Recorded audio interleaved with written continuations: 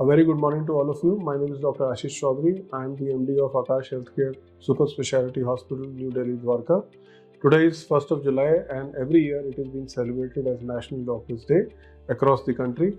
On the behalf of the entire team of Aakash Healthcare, I would like to extend my sincere thanks and wishes to all my fellow colleagues, doctors, physicians, surgeons and all other healthcare professionals who in one way or the other have been contributing to the health of the nation by providing selfless service to the mankind.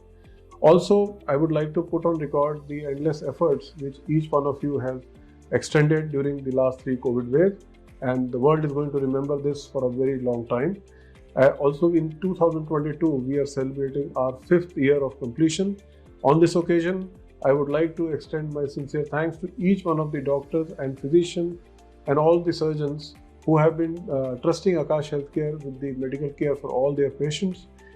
Sincere thanks to each one of you who have helped Aakash grow in not only in terms of number of patients being treated, but also in terms of the reputation as an ethical medical brand. Sincere thanks from the entire Aakash Healthcare family, and hope to continue working together in service of the mankind. Thank you so much.